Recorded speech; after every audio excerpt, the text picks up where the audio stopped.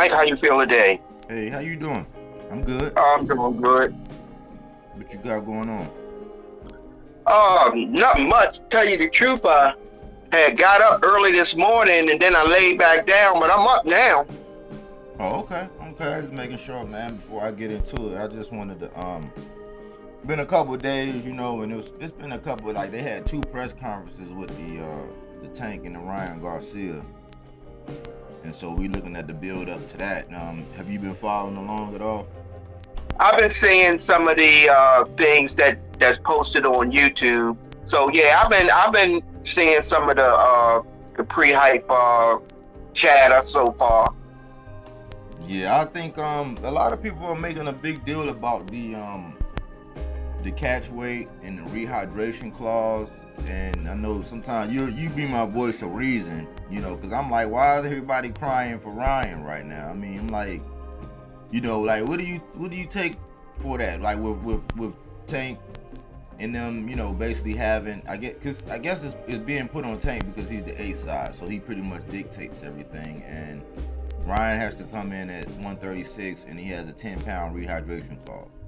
And everybody's saying, why does he need all these advantages? And if he's the highest or the one of the hardest punchers in the game, and you know, I just hear a lot of crying. What's your take on that? Well, I'm from the old school train of thought. Once you make weight at the weigh-in, that's it. You good. You know, putting a restriction on a rehydration clause. I'm not really familiar with fighters doing that to other fighters. The thing is that, you know, that I've always followed is, okay, you got to make the weigh-in. If you can't make weight at the weigh-in, then the fight will be postponed. Yeah. Putting extra restrictions on the other end of it is not something that I'm really familiar with.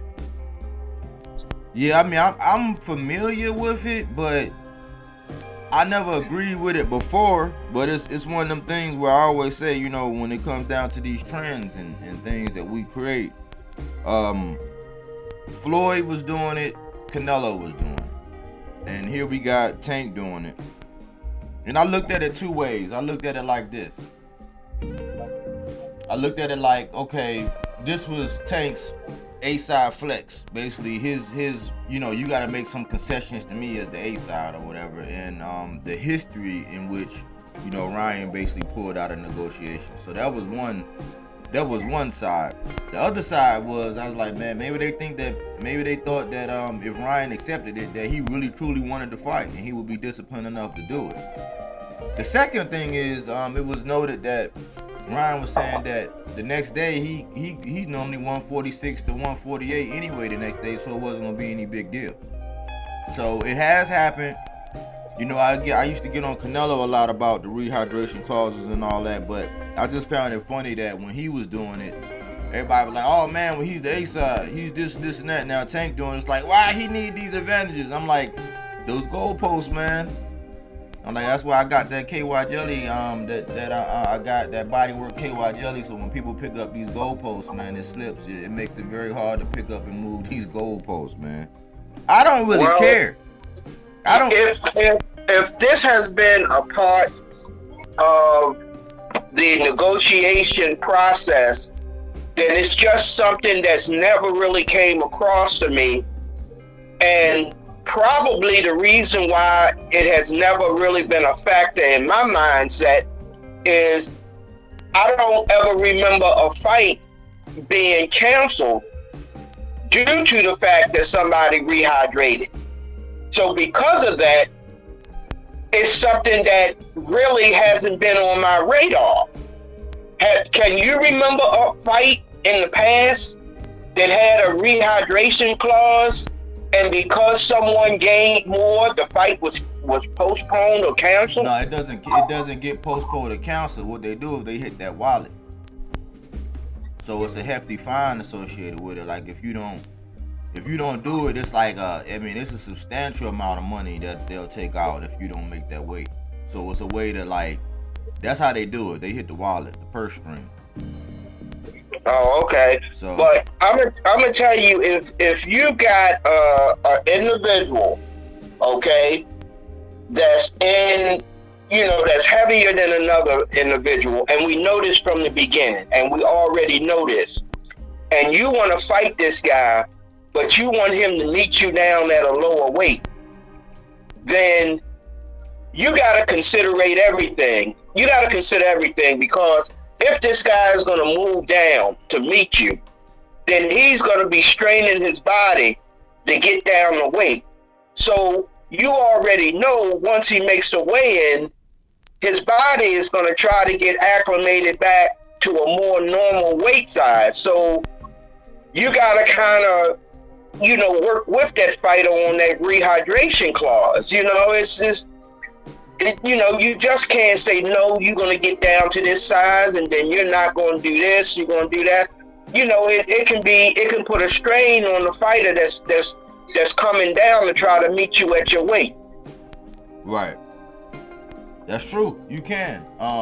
I don't think that this is that case though. I don't believe, because for one, Ryan he's not at 140. He fights at 135.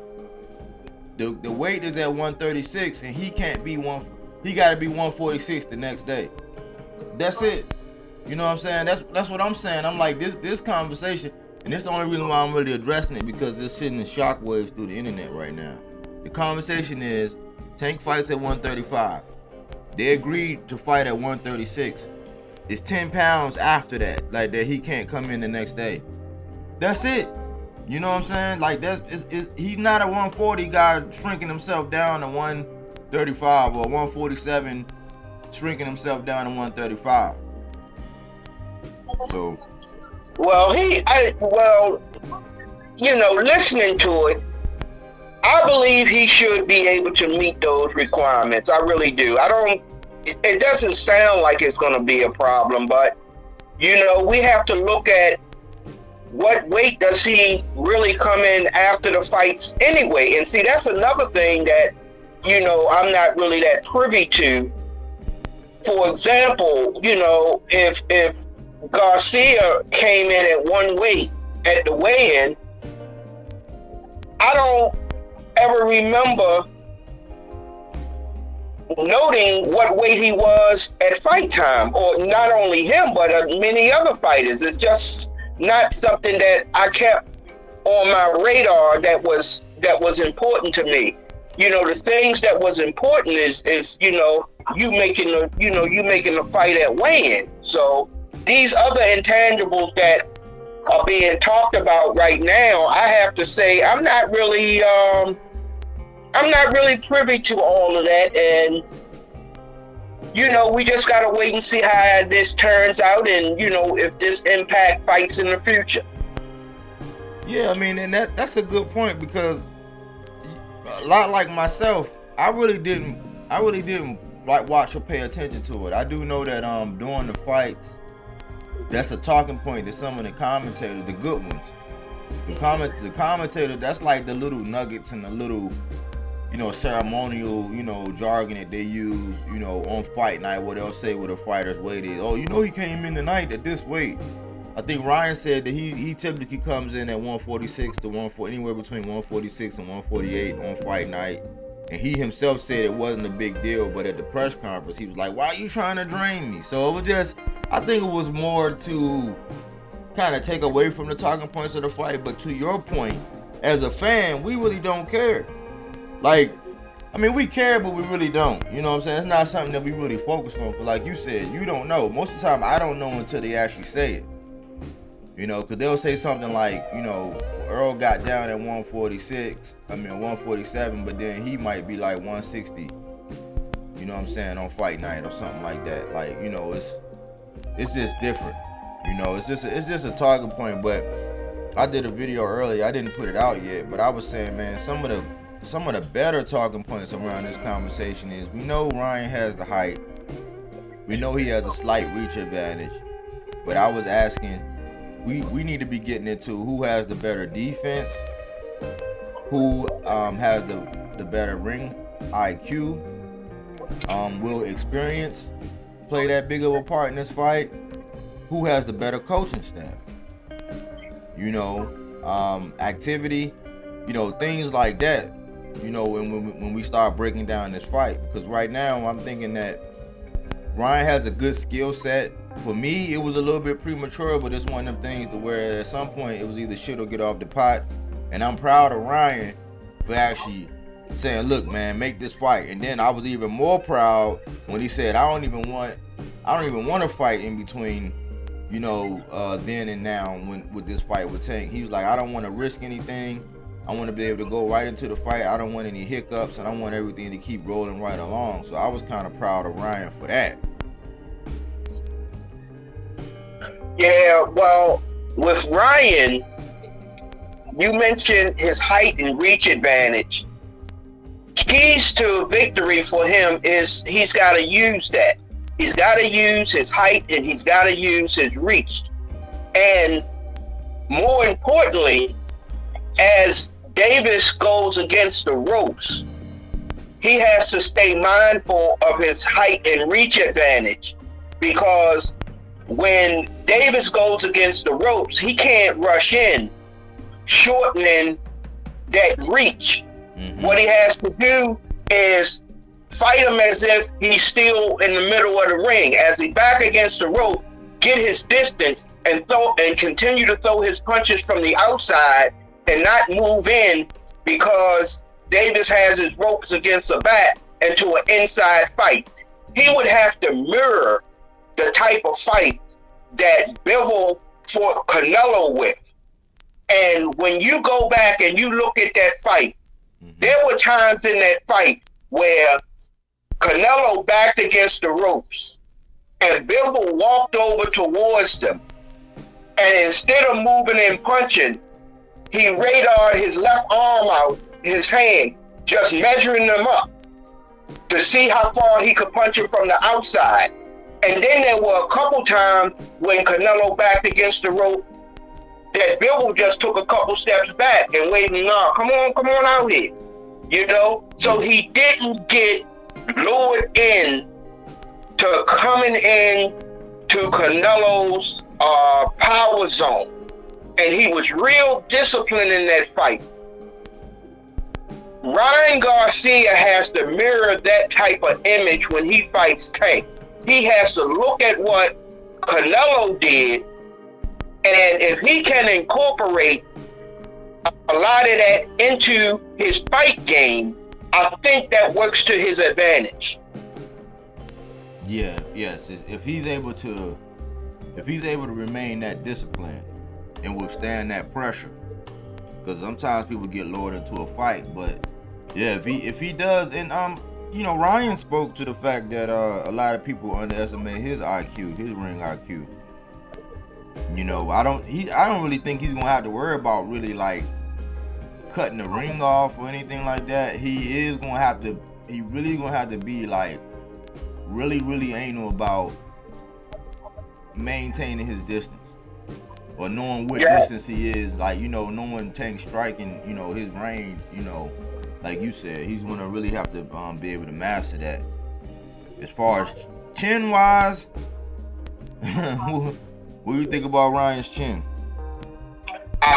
Well, Ryan has been knocked down before, but you know, like every fighter, when you go into the ring, boxing is a tough sport, you know. And if you think you're gonna go into fights and you're not gonna be hit, and you're just gonna go 10 and 12 rounds and nobody's not gonna touch you, you know, it's not that type of party, you know.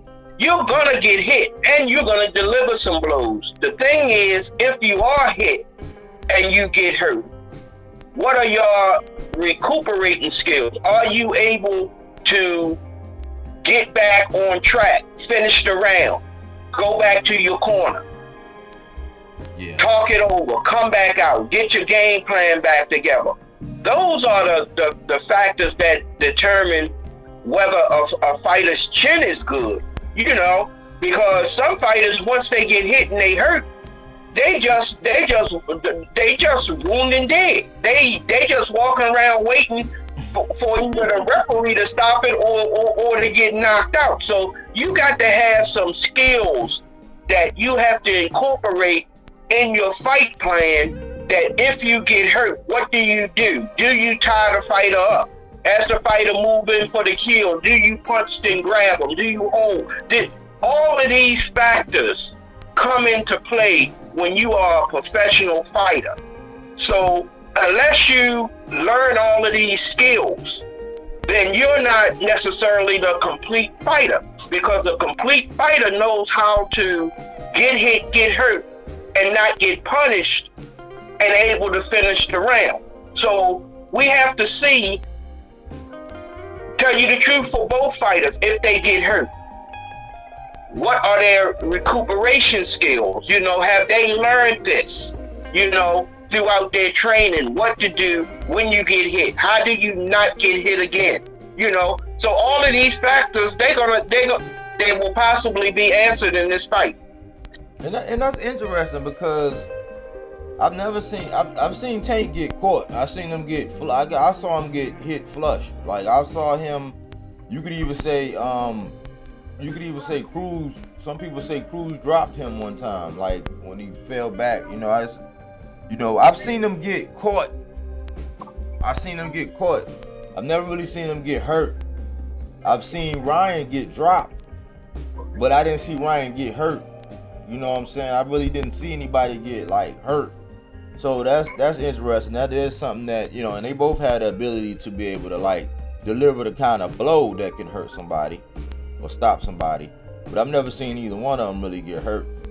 Like, I've seen Tank get landed on a lot, and he got hit, you know, pretty flush.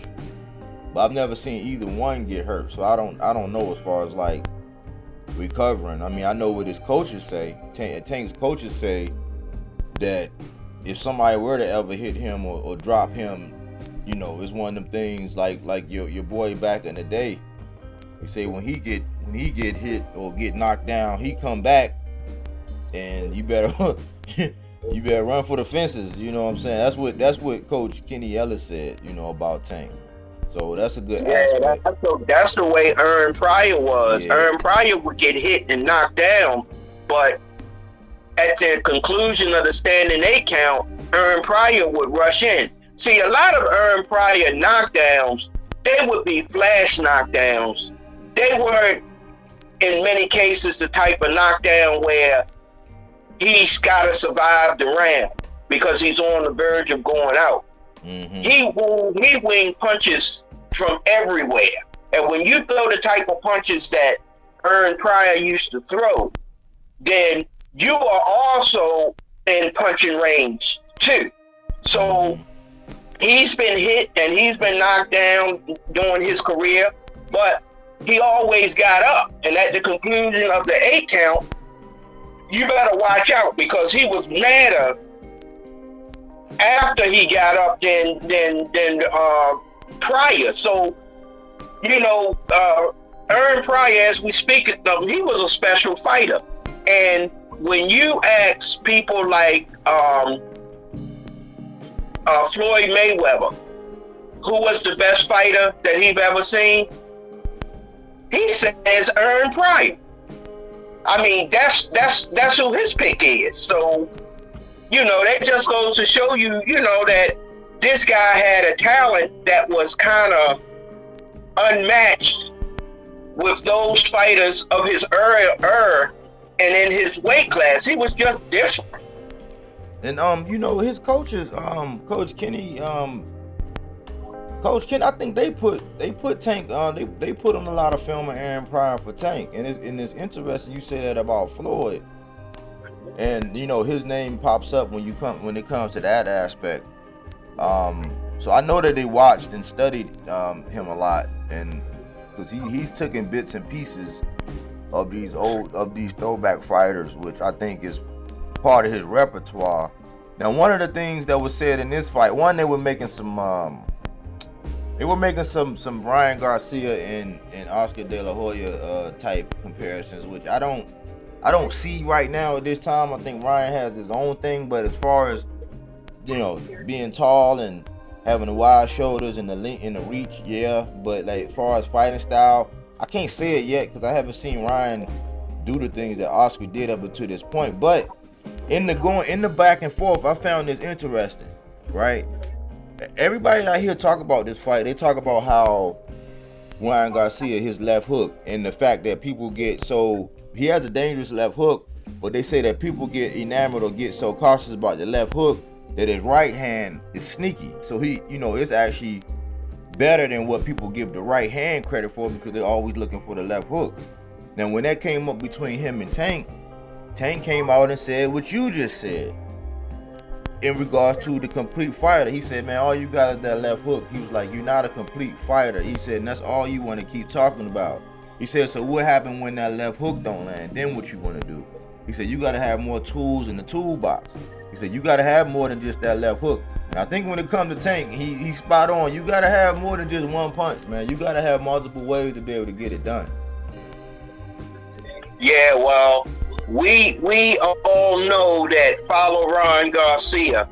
And then when you look at him and you look at some of his segments where he's working on the heavy bag, when he throws his left hook, you can see the pop. He got good leverage on that left hook. Mm-hmm. But we all got to realize also that when you're training and you hitting that bag's not moving. That bag's not throwing punches back at you. So therefore, there's no opposition being made towards you throwing that left hook.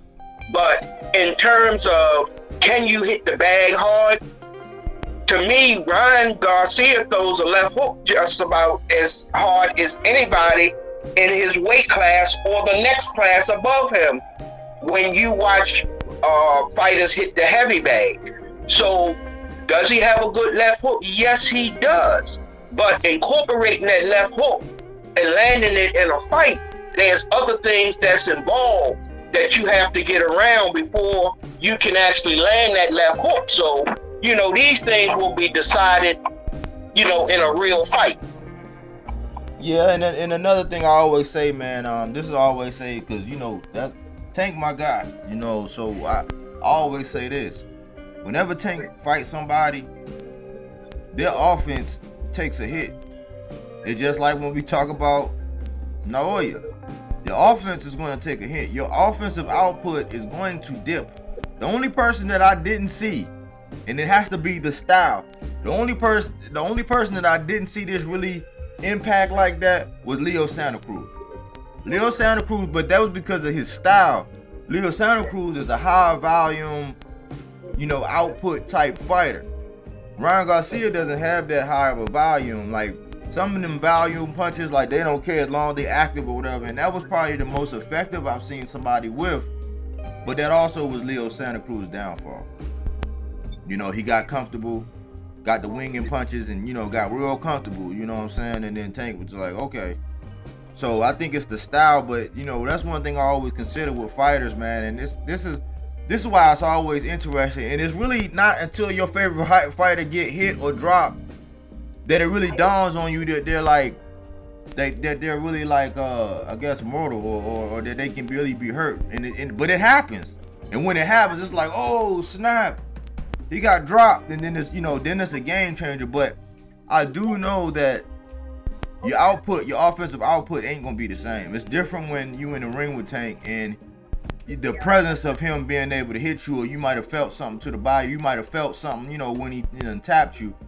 People don't swing as much. Leo Santa Cruz was the only one I actually saw whose style and how they fight really kind of didn't change. Leo Santa Cruz was like, look, I'm gonna fight the way I fight. Yeah, another thing too, the fight with Cruz, Pitbull fought his fight pretty much the same way. Because Pitbull don't have, as far as I'm concerned, a lot of tools in his arsenal. He doesn't stand in the middle of the ring and box, use his reach. He doesn't have those attributes. So therefore, he's a come forward type pressure fighter. So whether he fight Tank or whoever he fight, he tends to fight typically the same type of fight, and that's based on his physical size and his attributes. Mm-hmm.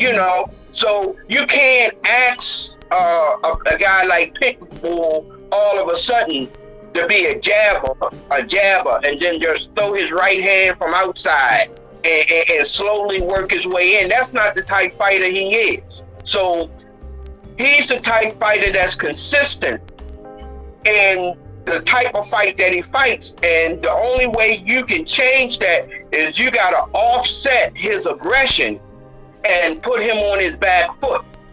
And if you're able to do that, you can take away a lot of his offensive attack. Yeah. But he's not going to be able to just change his style of fighting in the middle of the ring. He's just not going to be able to do it.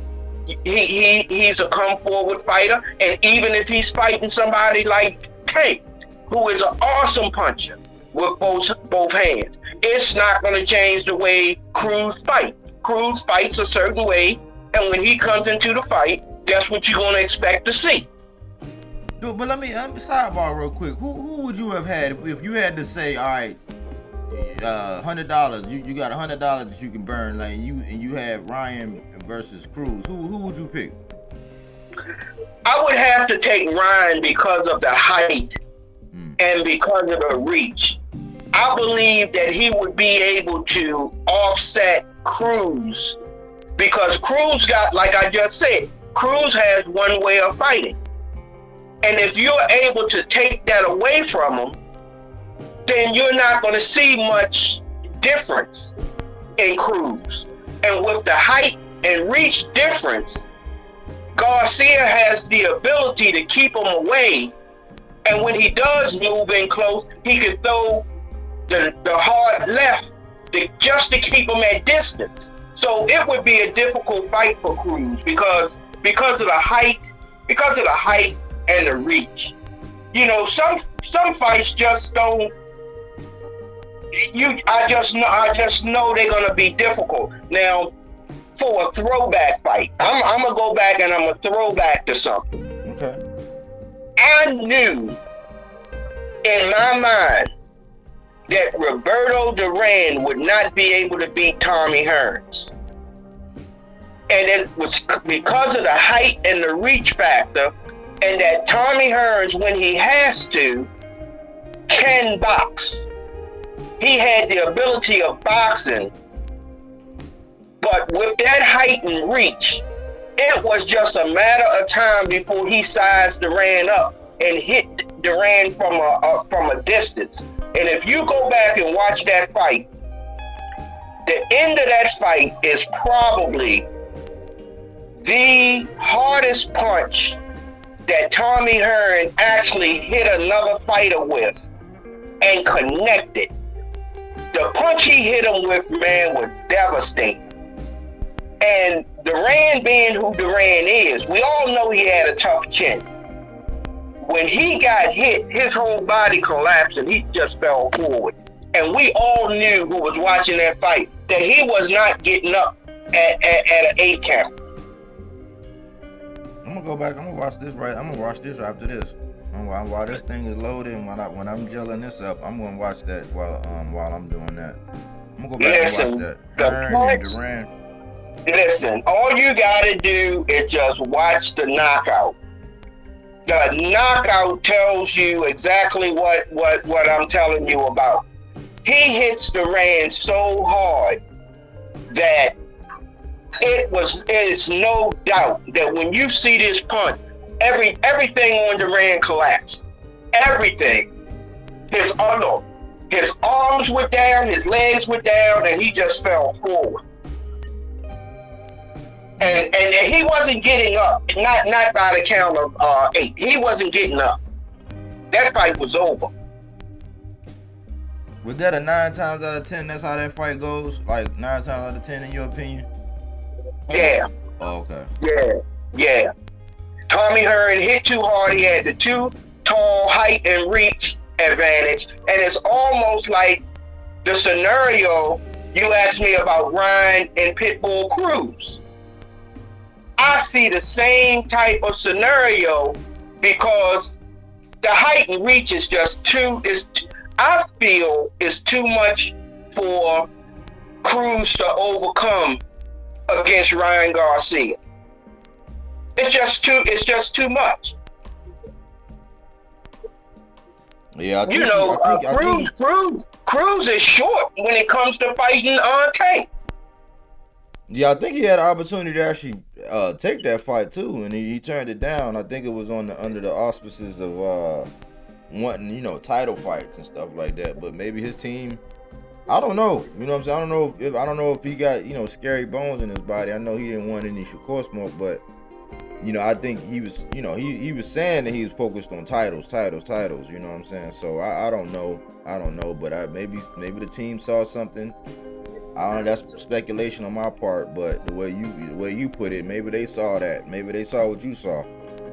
Well, fighting Ryan Garcia, if you're a Cruz, if it's not a title fight, then I think that's to your disadvantage. So I think his team made a good analogy of saying, no, we don't want to fight him. It's not a title shot. Why put everything on the line and it's not a title shot? You lose fighting to him, you go down a few notches, and what for? It's not even for a title. So I think it was wise not to fight him unless it's for a title.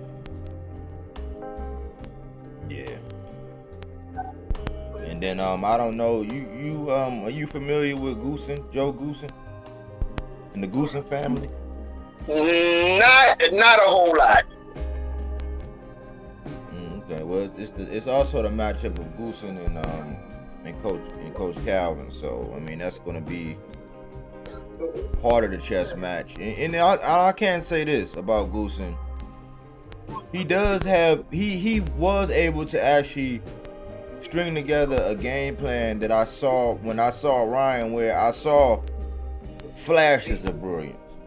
I'm not gonna lie, I saw flashes of brilliance with Ryan. Like the way he was putting that stick out, and when that stick wasn't effective, or when you thought he was gonna put that stick in, or pretty much that peekaboo style, when he go to the high guard, as soon as you think, okay, he in the high guard, and you try to come in, he drops his hands and throws that right hook. I mean, I saw that where it's like, that was kind of scary, to where if he's really mastering that, and he can use that jab, and have you in that guessing game where you going upstairs, downstairs, oh, I'm high guard, no, I'm not, hook. Like that game, that peekaboo style, I saw flashes of it to where I said, man, if Ryan could put this together, because in my opinion, that's why I thought he needed a couple more fights before this one. Because I said, man, if he could put that together and get his timing down and stay active and get, do it against this style and that style and then that style, because I'm thinking this is like 2 or 3 fights too early. I'm appreciative of it, and I'm glad Ryan did it. But he did show me flashes of brilliance with that. And Joe Goosen, I would credit it to Joe Goosen, because I really didn't see that when he was up under Eddie Reynoso, the one who is with Canelo. So I do give him credit for that. I heard some words from Joe Goosen. He said, man, look, I told Ryan that I told Ryan that it's not like just another day at the office. He said, but you gotta approach this like, look, we gotta do what we do, like every time. Like, we gotta stick to the standard. It's another day at the office, you know what I'm saying? And we gotta stick to our principles. So I think that if Ryan buys into that, that's gonna speak to that level of discipline he needs to be able to not come unglued when Tank put that pressure on him. Which I think if Goosen's gonna, coach him like that, it'll be good for Ryan. Because that's what he's really gonna need. He's gonna really need to not panic, because you know what they say, what Tyson said, everybody got a plan till they get hit in the face. But yeah, now with Garcia, he's got to take what he has, bring it into the ring, and uses his qualities to the best of his ability. He's going to have to use his height, his reach, not only his height and his reach, but he's going to have to keep a high guard. If you keep a high guard, that also takes away the opportunity of being hit flush openly with a hard punch. So since you bring these attributes into the ring with you, You have to use these tools. You know, you can't bring this into the ring and then not use it effectively. He's got to use all the tools in his weapon. And if he fails to keep the distance, if he fails to use his height and his reach, if he fails to keep a high guard, all of these are recipes for disaster. Now let me ask you this, because is it one of them things where he has to pretty much fight a perfect fight for 12 rounds? No, I'm not going to say that. What he has to do is he has to dictate the pace of the fight, and he has to be able to keep that distance, and with the high guard, keep Tank from landing something critical.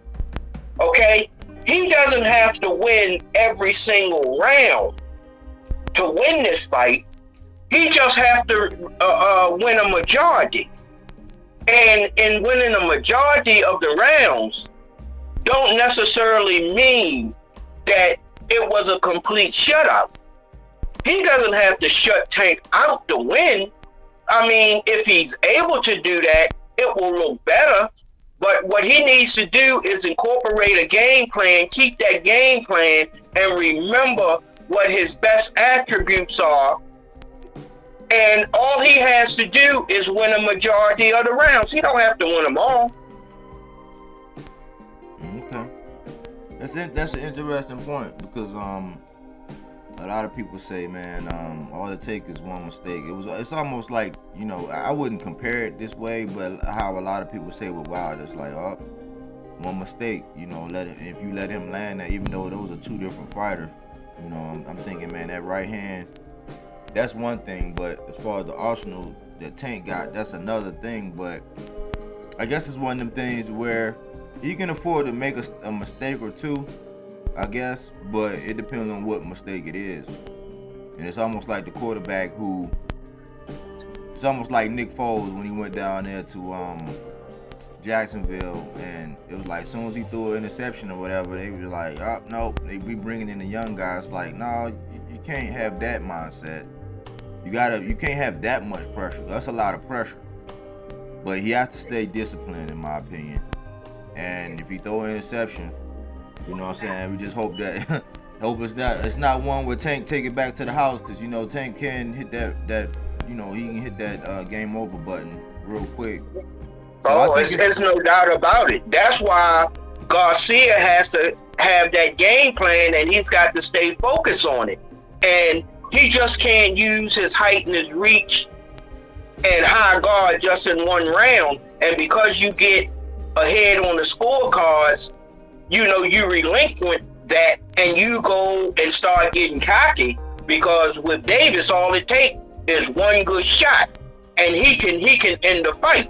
So you got to stay consistent, you know, and he's just got to keep in mindset that each round he has to prepare himself to go out there and to do exactly what he's supposed to do. And sometimes confidence can cause you not to be as aggressive or defensively as you once was, but each round, regardless to what success he has to remember who he is fighting, and that every round he must take that precaution, because if you get too cocky, you're just opening yourself up to that one 10-second burst that Tank is able to do that can stop fights. So he got to stay focused, and I hope his team, you know, have him prepared, and Tank's team gonna have him ready, because we all know what Tank do. So who's gonna prevail in this fight? You know, I mean, this is a good clash of the Titans, a good clash. Yeah, I was saying, I was gonna piggyback off what you said. Ryan, he gotta stay grounded. I think Goosen is gonna. The way he talks, the way Goosen talks or whatever, he's like matter-of-factly, and it's like he's kind of deliberate in his instruction. He's pretty much clear, and I think that he understands Ryan, and he also understands the southpaw and how to beat a southpaw. That's one of his things. With Tank, I think if anything, what I would be most critical of when it comes to Tank is, yes, be confident, but don't get too relaxed. Like sometimes it's point in times like when he was fighting Gamboa, and it's sometimes in his fights where he'll look off in the crowd, or he'll look off in the, and see what's going on and be asking, well, where's Leonard, or where's what? I don't think he really can afford to do that. You know what I'm saying? Whether or not because that's just Tank. Whether or not he can do that, I don't know. Because he does that in almost every fight where it's like, it look like he'd be off in the crowd sometimes, and it's almost like playing with his food. I don't think he can do that. But I think that, he can't underestimate what Ryan brings to the table. You know what I'm saying? He can't underestimate what Ryan brings to the table, and he has to look at him just like he looks at everybody else. How he says, well, I respect, I'm not looking past this guy. I respect this, and we've been studying, and he works his game plan. I think he got to just respect what Ryan, respect that he's still a boxer, that he still has this skill set, that he still does have that left hook. You know what I'm saying? I would not underestimate his right hand. I would also say that don't take it like it's already won.